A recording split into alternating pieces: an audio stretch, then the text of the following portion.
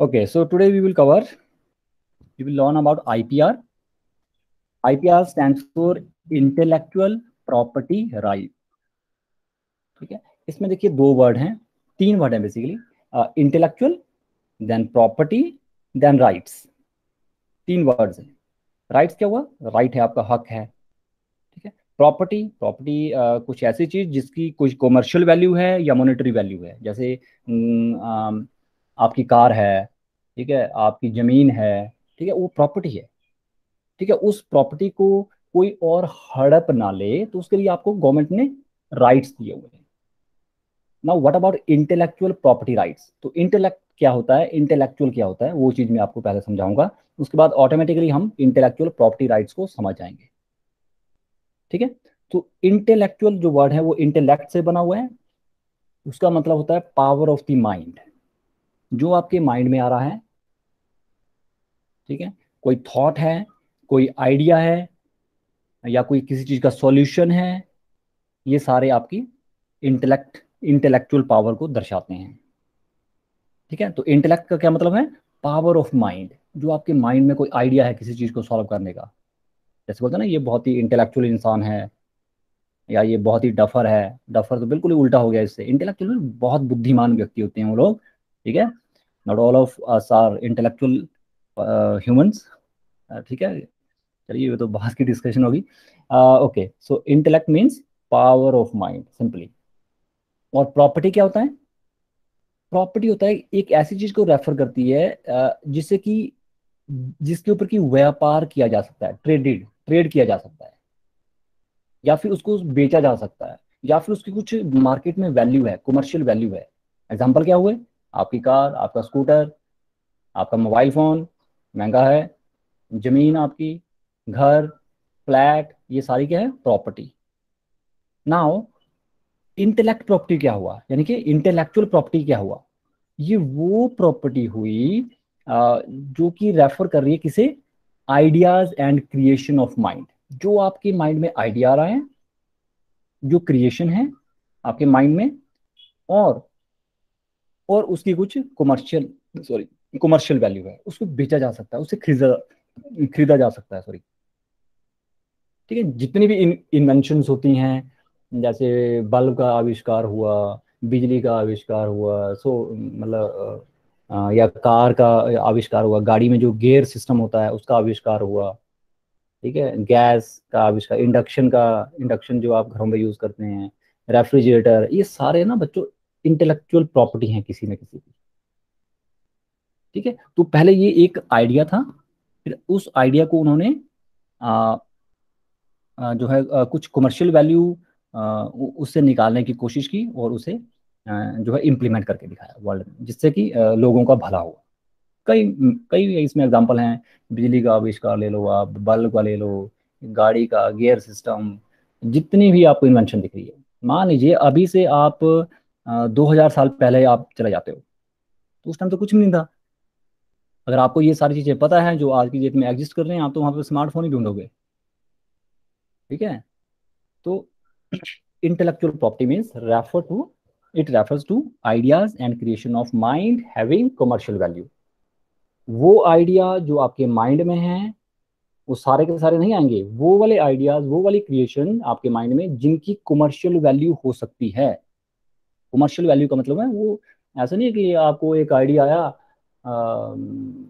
और वो ऑब्वियस सी बात आपने कुछ की कि जैसे फॉर एग्जांपल मतलब हम नाक से हवा ले सकते हैं, ये तो भाई सभी को पता है ना सब। वो वैसी चीज नहीं होनी चाहिए, it must be new, new. ठीक है, और उसकी कुछ कमर्शियल वैल्यू होनी चाहिए, that is very important. New idea होना चाहिए और उसकी कमर्शियल वैल्यू होनी चाहिए, तभी वो आपकी इंटेलेक्ट प्रॉपर्टी बनेगी। ठीक है, आगे देखिए। सो लास्ट में क्या रह गया? जो हेडिंग है इंटेलेक्चुअल प्रॉपर्टी राइट्स, ये कौन से राइट्स हुए? दीज आर लीगल राइट्स जो आपको गवर्नमेंट ने दिए हैं, या किसी कानून के द्वारा आपको मिले हुए हैं, which are associated with intellectual property. ऐसे राइट्स जो इंटेलेक्चुअल प्रॉपर्टी को के साथ एसोसिएटेड हैं आर कॉल्ड इंटेलेक्ट या intellectual property rights, in simple words. तो अभी तक हमने क्या सीखा कि इंटेलेक्चुअल प्रॉपर्टी क्या होती है, और उस प्रॉपर्टी को प्रोटेक्ट करने के लिए जो आपको जो उसके साथ जो एसोसिएटेड जो राइट्स हैं, those are called intellectual property rights. तो ये है आपका topic, intellectual property rights. Next देखिए। So what is the need of intellectual property, that is IP, and what is the need of IPR. इनकी हमें जरूरत क्यों है? दो रीजन है, ये देखिए। To provide recognition and reward for original effort. भाई ओरिजिनली किसी इंसान ने कोई एफर्ट पुट करके, उसके माइंड में आइडिया था, एफर्ट पुट करके उसने कुछ इन्वेंशन की, कोई किसी चीज की खोज की, दूरबीन की हो, चाहे एरोप्लेन की हो, चाहे बस की हो, ट्रक की हो, वट एवर, प्रिंटर की हो, कंप्यूटर की हो, या कंप्यूटर के किसी एक पर्टिकुलर पार्ट की हो, उसका वो एफर्ट था, तो उसको रिकॉग्निशन मिलनी चाहिए, उसकी पहचान मिलनी चाहिए पूरे विश्व में, उसको रिवार्ड मिलना चाहिए, उसको इनाम मिलना चाहिए। तो ये है फर्स्ट जो नीड है आईपी और आईपीआर की, क्या कि हम उस व्यक्ति को रिकॉग्नाइज करें, उसको हम रिवार्ड दें जिसने ये ओरिजिनली एफर्ट किया था। To provide recognition and rewards for original effort. Second is to provide for protection of original effort. Originally किसी ने एफर्ट किया हुआ है पैदा, मतलब किया हुआ है, कुछ इन्वेंशन की हुई है, और कोई आया डंडा डंडा लेके, बंदूक लेके उससे छुड़ा लिया और बोला कि नहीं ये मैंने किया हुआ है, वह उस चीज को प्रोटेक्ट करने के लिए भी आईपीआर की जरूरत हमें पड़ती है। To provide for protection of original effort, ताकि वो कोई चुरा ना ले या कोई मिसयूज ना करें, वो भी लीगल मैकेनिज्म के थ्रू। ठीक है, तो ये दो हैं, what is the need of IP and IPR, same है। नेक्स्ट देखिए। What are the similarities between IP, that is intellectual property, and conventional या फिर फिजिकल प्रॉपर्टी। पहले आप ये देखिए कि what you understand by physical property या कन्वेंशनल प्रॉपर्टी। फिजिकल लिखिए या फिर कन्वेंशनल लिखिए, एक ही बात है। फिजिकल प्रॉपर्टी के एग्जांपल क्या हुए, जैसे मैंने आपको एग्जांपल दिया, आपके खेत हैं, मकान है, फ्लैट है चंडीगढ़ में, ठीक है, आपके पास ज्वेलरी है, ये सारी प्रॉपर्टी है आपकी, वो हुई आपकी फिजिकल फिजिकल प्रॉपर्टी। लेकिन इंटेलेक्चुअल प्रॉपर्टी क्या हुई, जो आपके माइंड में है, आपके माइंड में कुछ आइडिया है। So here in this slide what we are going to cover, what are the similarities between IP and physical property. ठीक है, तो कुछ एक सिमिलरिटी है, सेम चीजें क्या है। फर्स्ट इज, दोनों में मॉनेटरी या फिर कमर्शियल वैल्यू होती है। मॉनेटरी मीन्स उसका कुछ पैसे की होती है भाई, जैसे खेत है कोई, वो फ्री में थोड़ी है, कुछ कोई मतलब उसमें कुछ कमर्शियल वैल्यू है ना उसकी, बेची जा सकती है ना, खरीदी जा सकती है ना जमीन। और आईपी में भी वैसा है, आपके माइंड में कोई थॉट है, आपने किसी को बेचना है, that can be done, monetary या कमर्शियल वैल्यू उसकी। सेकंड, डॉक्यूमेंटेशन दोनों की होती है। फिजिकल प्रॉपर्टी, आप जमीन का लीजिए, आप तहसील में जाइए और नकल निकालिए उसकी, आपको पूरा बताएंगे कि इतने बाई इतने मरले का आपका खेत है भाई, आप इसके मालिक हैं। लिखा होता है ना ऐसे, दिसवन पुत्र दिसवन पुत्र दिसवन। ठीक है, तो उस तरह से यानी कि डॉक्यूमेंटेशन हो रखी है उसकी। सिमिलरली आईपी की भी डॉक्यूमेंटेशन होती है। ठीक है। Third, government issuing agency that is legally authorized. Government ही उसे लीगली ऑथराइज करेगी, हर कोई नहीं करेगी कि ये बस स्टैंड के पास एक एक किसी ने एक टेंट खोला हुआ है, वहां पे लिखा है कि आइए जमीन खरीदिए और मैं आपको सर्टिफिकेट देता हूँ, और लग गया सर्टिफिकेट बांटने। अनुराग कंडवाल गया सबसे पहले और उसने खेत ले लिए 4-5, फिर लग गया व्हाट्सएप में शेयर करने। तो वो नहीं होगा, वो अरे भाई गवर्नमेंट के पास है ये पावर, गवर्नमेंट ही इशू करेगी। फोर्थ, प्रॉपर्टी की डिस्क्रिप्शन होती है। डिस्क्रिप्शन मीन्स जैसे कितने बाय कितने मरले का आपका खेत है, कितने बीघा का है, कितने कनाल का है, कुछ डिस्क्रिप्शन होती है ना वैसी। वैसे ही इंटेलेक्चुअल प्रॉपर्टी की भी कुछ एक डिस्क्रिप्शन होती है बच्चों। Fifth, very simple, ownership of the property. भाई इस खेत में मालिकाना हक किसका है। वैसे ही ये आईपी, ये इंटेलेक्चुअल प्रॉपर्टी किसकी है। Six, time duration of ownership. यहाँ पे थोड़ा सा डिफरेंस आएगा बच्चों।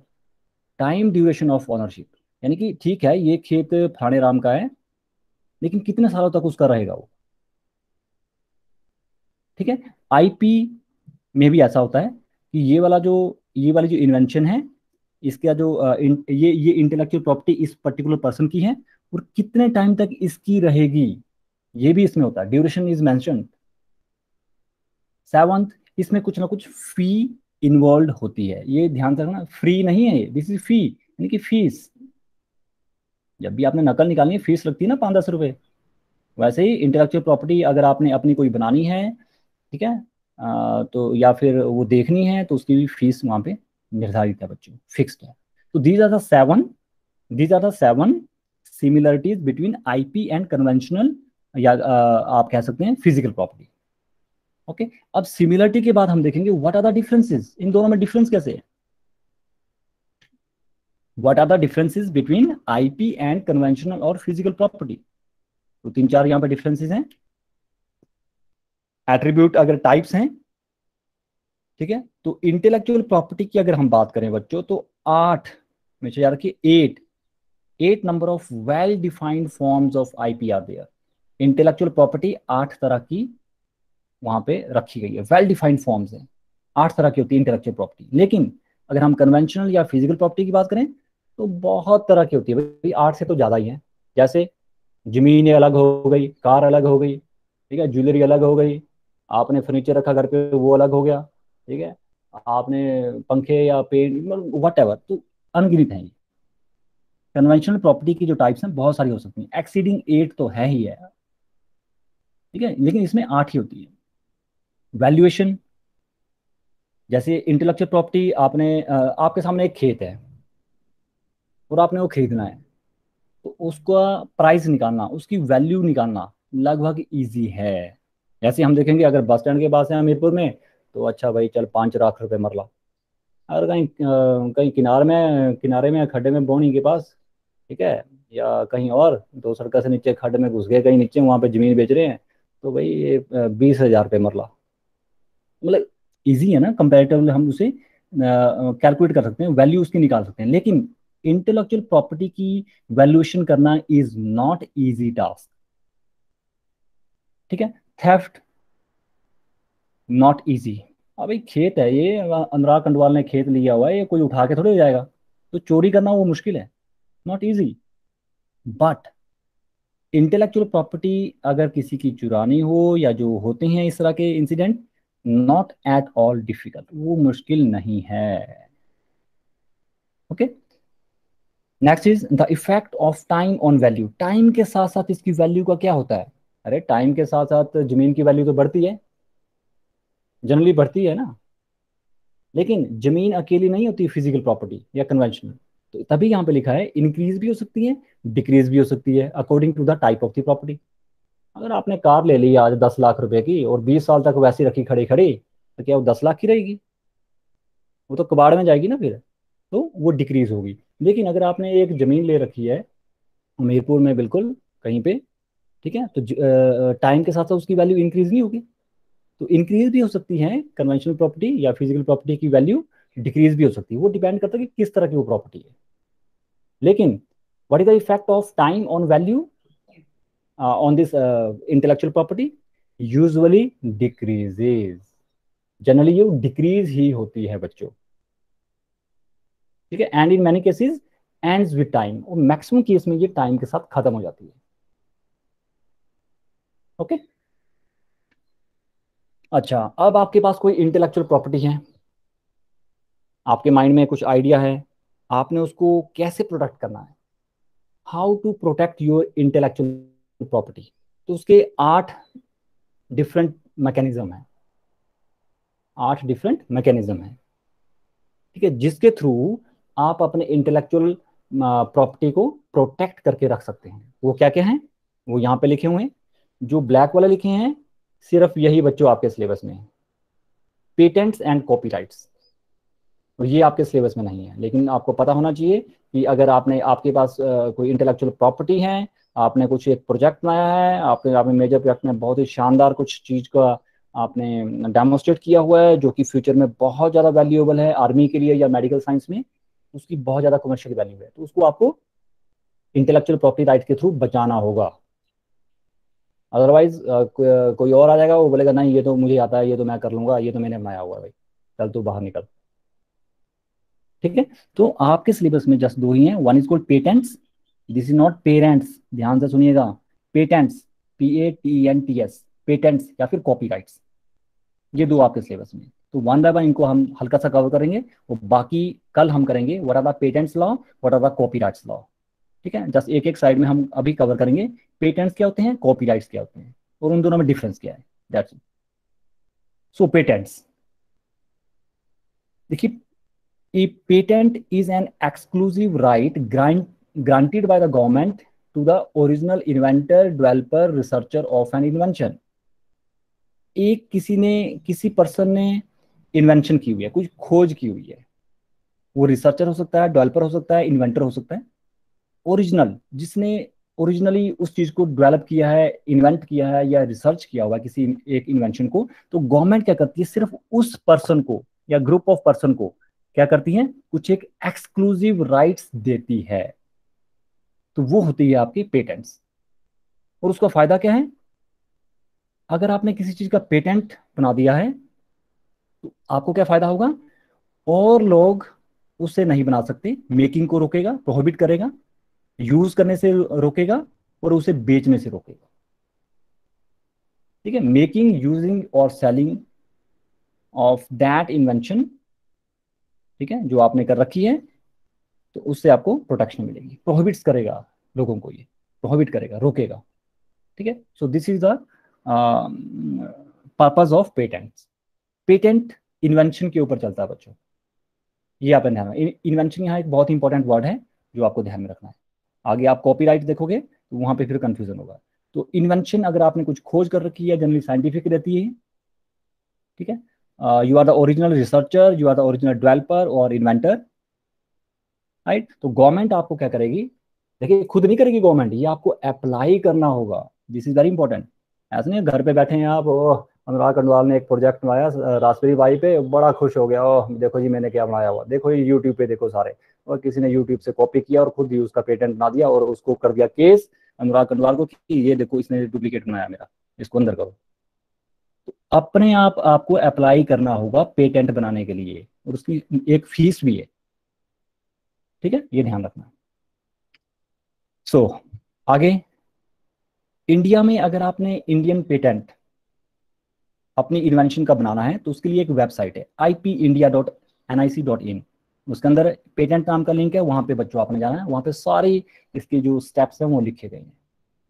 ipindia.nic.in, ये मैं शेयर करूंगा आपको, अभी लिखने की ऐसा जरूरत नहीं है, बस इतना कर ही पेटेंट में करिए आज। Next is copyrights. अब कॉपीराइट्स क्या होते हैं, copyrights are the set of है ये, exclusive rights granted by law, कानून ने दिया हुआ है, to the creator and producers of forms of creative expressions. देखिए, क्रिएटिव एक्सप्रेशन की बहुत सारी फॉर्म्स होती हैं, जैसे आपने कोई बुक लिख ली, दैट मीन्स लिटरेरी, या आपने कुछ ऐसा एक नई धुन निकाल दी, नया गाना निकाला आपने, या आपने एक डांस का एक आपने स्टेप निकाला और डांस इंडिया डांस में पहुंच गए, ठीक है, तो वो म्यूजिकल के कैटेगरी में आएगा। सिनेमाटोग्राफी, आपने एक वीडियो बनाया बहुत शानदार, ठीक है, आपने एक मूवी बनाई हुई है, ठीक है, तो उसके लिए वहां पे पेटेंट नहीं होगा, उसके लिए कॉपीराइट होगा बच्चों। तभी मैंने कहा था पेटेंट इन्वेंशन के लिए होता है, वेर एज जो एक्सक्लूसिव राइट कानून ने आपको दे रखे हैं फॉर द क्रिएशन और production of some form of creative expressions, उसके लिए कॉपीराइट्स होते हैं। जैसे लता मंगेशकर के बाद सारे गानों के अपने कॉपीराइट्स पड़े हुए हैं, कोई कल दिन को बोल नहीं सकता कि नहीं जी मैंने, मेरा गाना है, मैंने गाया गाना। ठीक है, तो या फिर कोई डांसर है, ठीक है, उसका एक मूव है पर्टिकुलर, ठीक है, या प्रभु देवा है, या माइकल जैक्सन है, उसका उसकी मून वॉक है, ठीक है, कोई आज की डेट में बोल नहीं सकता कि ये मैंने निकाला हुआ है, मैंने मैंने इसकी जो है, मैंने इसी, I am the creator of this, I am the producer of this dance step, no. क्यों, क्योंकि इसकी कॉपीराइट्स उसके पास हैं। ठीक है, तो कॉपीराइट और पेटेंट में ये डिफरेंस होता है बच्चों। आगे देखिए, अगर आपने कॉपीराइट बनाना है या उसके बारे में जानना है तो इंडिया में ये उसकी वेबसाइट है copyright.gov.in। ये आपने एग्जाम में भी लिखने हैं ये वेबसाइट, ये आपको याद होनी चाहिए, लेट मी टेल यू, इसमें इतना ही मटेरियल है। Okay, next is what is the difference between patent and patent and copyright. Patent और कॉपीराइट में क्या डिफरेंस है? एट्रीब्यूट, अगर हम व्हाट इज प्रोटेक्टेड, अगर हम ये देखें कि पेटेंट क्या प्रोटेक्ट कर रहा है, कॉपीराइट क्या प्रोटेक्ट कर रहा है, तो कॉपीराइट में देखिए बुक्स, आपने कोई बुक लिखी हुई है, आपने कोई आर्टिकल लिखा हुआ है, आपने कोई गाना लिखा हुआ है या उसकी धुन बनाई हुई है, या कोई आपने कोई फोटो खींचा हुआ है, या कोई मूर्ति है, स्कल्पचर है, ठीक है, या कोरियोग्राफी आपने कर रखी हुई है कुछ, या साउंड रिकॉर्डिंग आपने कर रखी है, गाना आपने रिकॉर्ड किया, मोशन पिक्चर यानी कि वीडियो आपने कुछ बनाया हुआ है, तो वो सारे के सारे कॉपीराइट्स के थ्रू प्रोटेक्टेड होते हैं। लेकिन पेटेंट किस चीज को प्रोटेक्ट करता है? An invention relating either to a product और a process that is new, this is very important. नया होना चाहिए वो। आज की डेट में कोई आए, देखो जी मैंने कंप्यूटर बनाया हुआ है, मैं मुझे इसका पेटेंट चाहिए, सारा उसको, है ना, समझ गए ना? ठीक है, तो पेटेंट किसको, नया होना चाहिए बच्चों, दैट शुड बी न्यू। ठीक है, और उसकी कुछ ना कुछ इंडस्ट्रियल एप्लीकेशन होनी चाहिए, उसके ऊपर कुछ ट्रेडिंग हो सके, उसके ऊपर कुछ बिजनेस खड़ा हो सके, वैसी चीजों के ऊपर पेटेंट जो हम पेटेंट से हम उस चीज को प्रोटेक्ट करते हैं। नेक्स्ट आता है attribute, what is the duration of protection. देखिए पेटेंट में हमेशा याद रखिए 20 ईयर्स, 20, अगर आपने आज की डेट में कोई पेटेंट बना दिया, राइट, तो 20 साल तक गवर्नमेंट उसे प्रोटेक्ट करेगी। 20 साल तक कोई भी उसे मिस यूज नहीं कर पाएगा आपकी परमिशन के बिना, या उसे मतलब यूज नहीं कर पाएगा। तो what is the duration of protection? 20 years. Whereas copyrights, जिसने कॉपीराइट लिया हुआ है किसी चीज का, तो जब तक वो जिंदा है, during life time of the author, या फिर उसके बाद 60 ईयर्स प्लस। ठीक है, जैसे कोई कॉपीराइट है किसने लिया हुआ है, और उससे जब तक वो जिंदा है, मान लीजिए या आज उसकी डेथ हो जाती है, मान लीजिए, जस्ट जस्ट अज्यूम करिए, ठीक है, आज से 60 साल बाद तक वो कॉपीराइट उस ही इंसान के रहेंगे। फॉर एग्जाम्पल किशोर कुमार, किशोर कुमार ने भी काफी गाने गाए हुए हैं, ठीक है, उसके बाद उसके अगर कॉपीराइट्स हैं नेचुरल, सॉरी, उनकी जैसी जैसे कि डेथ हो चुकी है, तो जिस दिन डेथ हुई है उसके 60 साल तक उसके सारे कॉपीराइट्स उसके पास रहेंगे, सारी जो लॉयल्टी जो आएगी वो उसके पास रहेगी। ठीक है, आपको ये जान के हैरानी होगी, लता मंगेशकर के डेली में देख रहा था, पता नहीं कितने $1000 उसकी रॉयल्टी के ही आते हैं। ठीक है, so this is a benefit. Next attribute is requirements to be protected. आप किस चीज को पेटेंट में प्रोटेक्ट किया जाता है, उसके लिए रिक्वायरमेंट क्या है? एक ऐसी invention that must be new, ये मैं आपको बार बार नई होनी चाहिए, वो नई रिसर्च, रिसर्च कभी पुरानी नहीं होती, न्यू, यूजफुल होनी चाहिए, और नॉन ऑब्वियस होनी चाहिए। नॉन ऑब्वियस हुआ जो ऑब्वियस नहीं है, जैसे बोलते हैं ना, ऑब्वियस ही बात है यार, सीधी सी तो बात है ना, ये है। तो नॉन ऑब्वियस होना चाहिए वो, एक अलग सा होना चाहिए, कुछ जिसकी कुछ कमर्शियल वैल्यू है, या उसकी कुछ इंडस्ट्री में यूज किया जा सकता है। वेर एज कॉपीराइट में अगर हम रिक्वायरमेंट देखें, ए वर्क मस्ट बी ओरिजिनल, आपने गाना लिखा, that must be original, creative होना चाहिए, एंड फिक्स्ड होना चाहिए। ऐसा नहीं कि हर रोज आप चेंज कर रहे हैं कॉपीराइट, आज किताब निकाली आपने, कल उसका वॉल्यूम निकाला, और उसको ओरिजिनल इससे नहीं प्रोटेक्ट किया जा सकता फिर। ठीक है, राइट्स ग्रांटेड, क्या क्या राइट दिए जाते हैं? अगर पेटेंट अगर आपने किसी चीज का लिया हुआ है, तो उसमें आपको क्या हक मिलते हैं? What are the rights? Rights to prevent other from making, उस चीज को कोई बना नहीं सकता, सेलिंग, उसको कोई बेच नहीं सकता, उसको कोई इंपोर्ट नहीं कर सकता। ठीक है, ये। वेराज अगर आपने किसी चीज का कॉपीराइट लिया हुआ है, तो आपको क्या राइट मिलेंगे? Right to control the reproduction. जैसे आपने कोई बुक बनाई हुई है, आपने टाटा मिग्रा हिल के थ्रू वो जो पब्लिश की हुई है, लेकिन ईगल वालों ने उसका गलत यूज करके उसको रिप्रोड्यूस कर दिया, तो उनके ऊपर केस हो सकता है। ठीक है, तो मेकिंग ऑफ डेरिवेटिव वर्क्स, उससे ही ड्राइव किए हुए कुछ works, no, that is not allowed. Distribution and public performance and display of the copyright works, ये भी सारा आपके पास ही राइट रहता है। आपके पास आपसे परमिशन लेनी पड़ेगी, जिसने भी इसको पब्लिकली दिखाना है या डिस्प्ले करना है, etcetera. So this is the difference. These are the four differences between patent and copyrights. ठीक है, next time we will cover patent law. तो आज के लिए इतना ही काफी है, तो लेट मी स्टॉप हेयर।